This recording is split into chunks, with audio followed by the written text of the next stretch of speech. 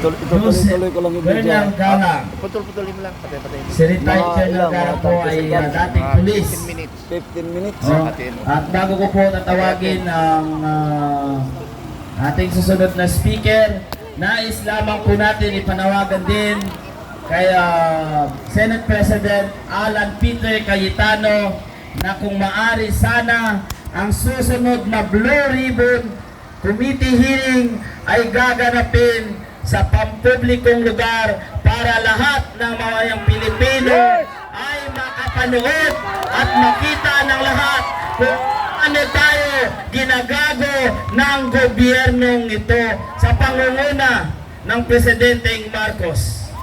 Para lahat po, kasi kung dito po gagawin sa loob ng Senado, iilan lamang po ang makapanood. Pero kung gaganapin po sa malaking lugar, ay halos lahat ng Pilipino ay maaaring umattend at lahat tayo ay makikita natin mismo ang kanilang ginagawang kagaguhan sa taong bayan. Kaya sana kung mapanood ito ni Senate President Alan Peter Cayetano, sir, sana gawin natin sa malaking pampublikong lugar para maraming Pilipino ang makapanood nito.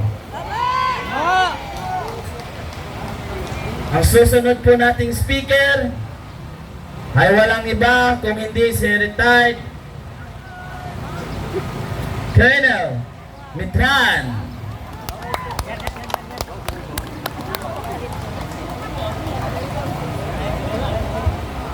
Hello! Hoy! Hello! Mabuhay ang EFP! Mabuhay! Mabuhay ang Philippine National Police! Mabuhay! Ay, correction pala, correction. Wala, di ba? Mabuhay ang hindi sip-tip na EFP! Yes! Mabuhay ang hindi sip-tip na EFP! Mahina eh! Dapat marinig nila! Kasi ang pag-asa natin! Mabuhay ang hindi sip-tip na EFP! Mabuhay ang hindi sip-tip na PNP! Mabuhay tayong lahat! Mabuhay ang Pilipino! Mabuhay ang ating People's Initiative! Mabuhay! Salamat mga kaibigan! Ang intro ko, ang Armed Forces of the Philippines.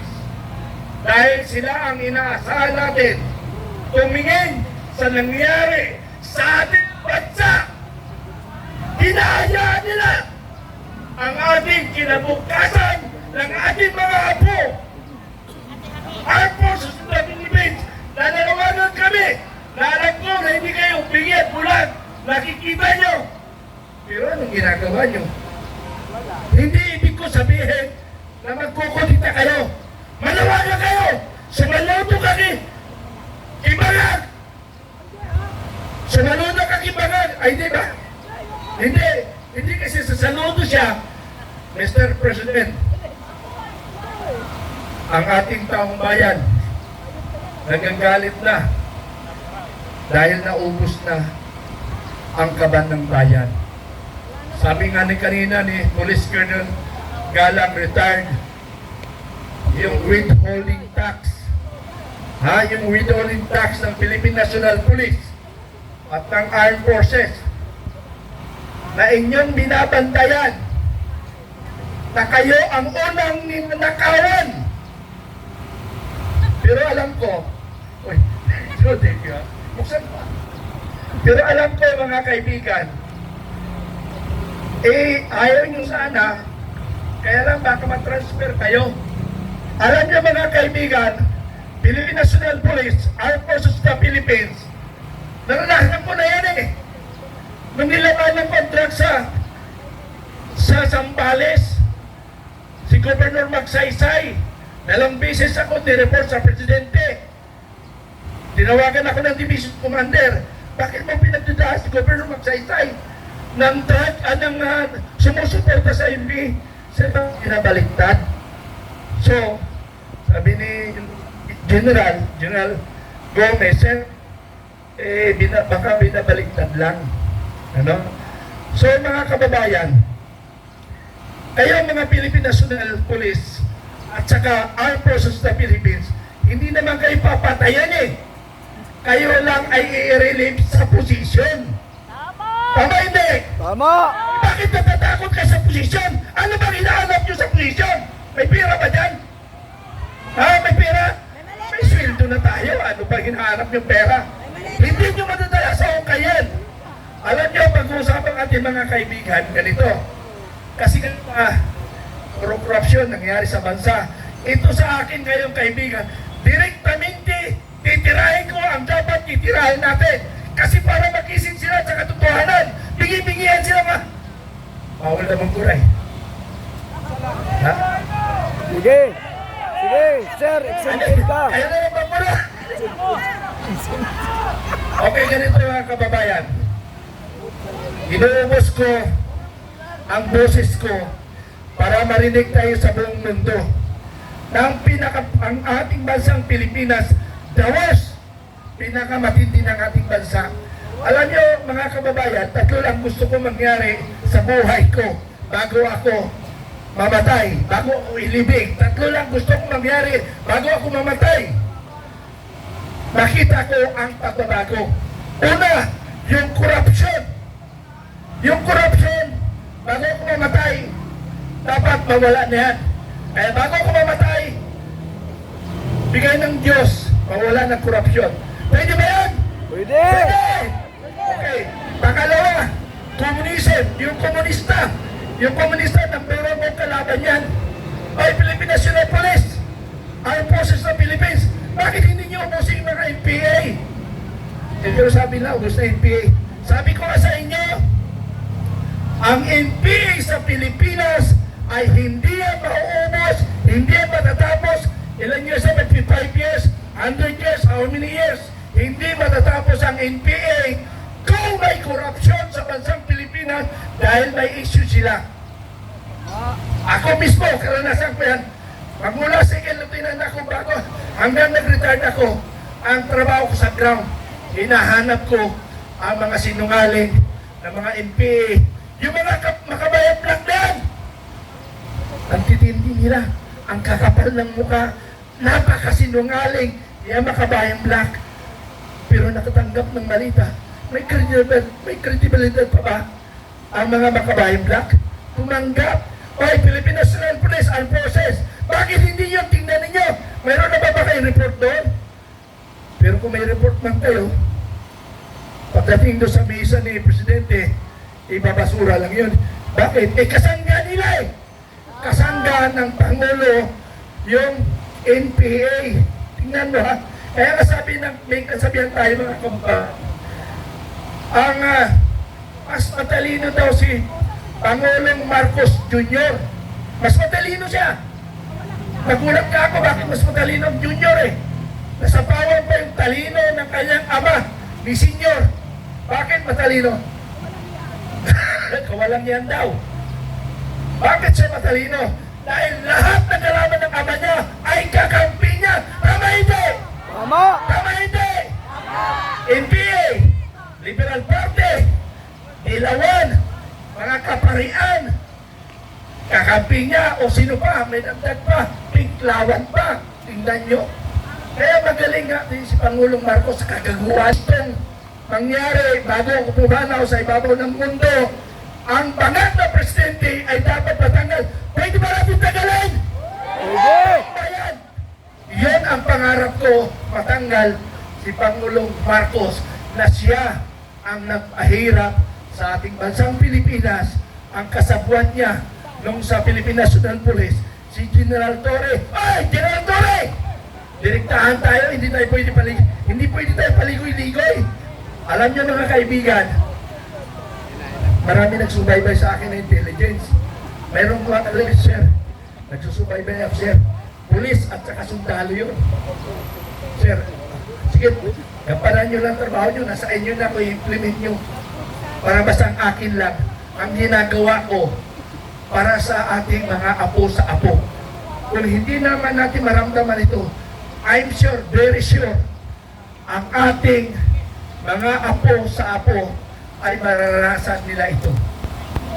Mararanasan. Sabi nga ng economic specialist, 68 years, taon bago tayo makapantay sa Singapore. 68 years siya. Ang sabi pa, kung nagdi-deliver talaga ng tama ang gobyerno natin, paano kung hindi katulad nito? Ay 1,000 years. Tayo ang pinakamahirap na bansa sa buong mundo. Okay. Naalala ko pala si Pangulong Dico. Mayroon akong picture na nag-usap kami noong December. Ang ibinulong niya sa akin, kayo na ang pang-asa ng bayan.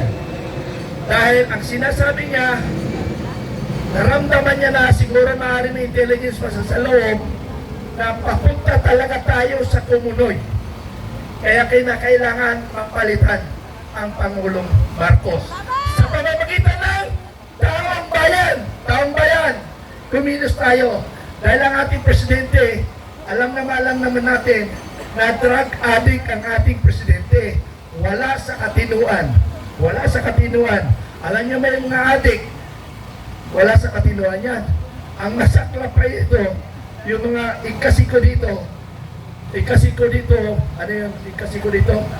Andres Bisaya. Tingnan niyo mga kababaihan o mga kalalakihan.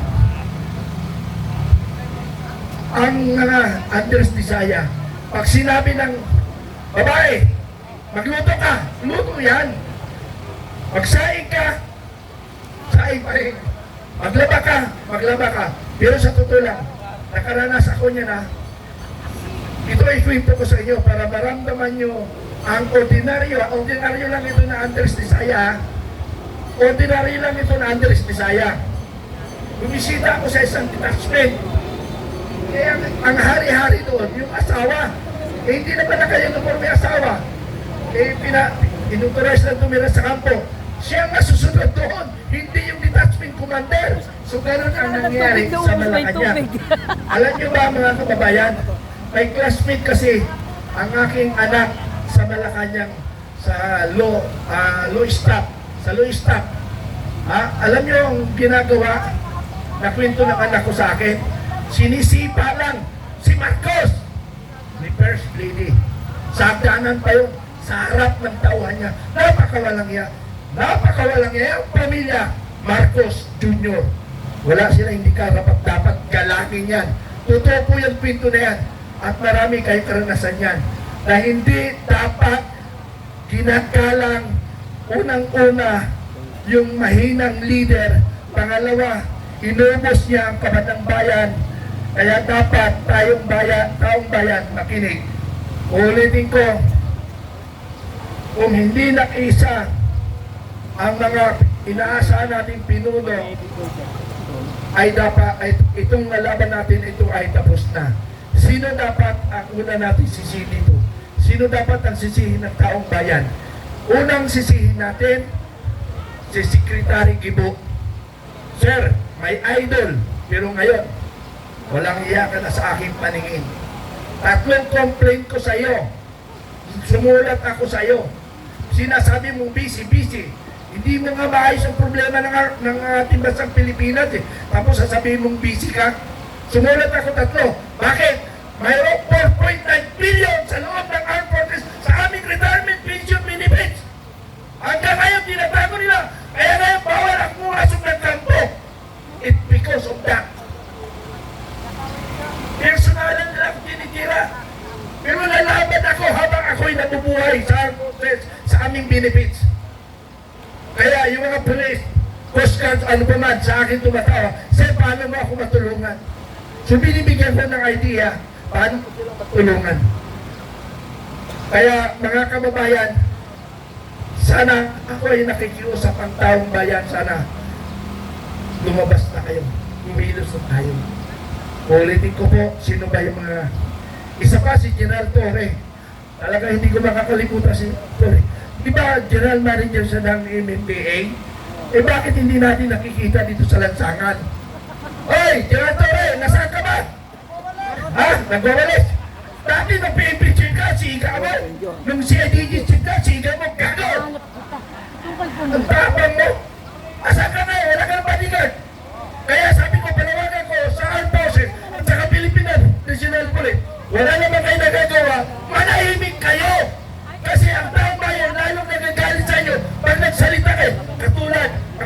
ganito. Ang salita nila ganito. Eh, hindi naman expiration at pagkita. Bakit pinag-uusapan ba yung mga title? Ang pinag-uusapan yung malita. Ay, sus. Kaya nga nagsalita si I'm sorry, Colonel Trinidad, diretsaan lang ako. Okay na magsalita na nakikiusap ang Sandang Bayan na hindi dapat gamitin ang ex-parent. Ano ibig sabihin? Yung certificate nila, pwede bang ibaliwala yun? Yung pangalan nila? Ako, sabihin kong ex-secretary ako, ayaw nyo tanggapin. Paano yung order ko? Pag ako namatay, may bandila ako. Ano yun? Yung ex-parent, pag namatayan, may bandila. Tapos sasabihin nyo na, hindi pwede ititle kagaw.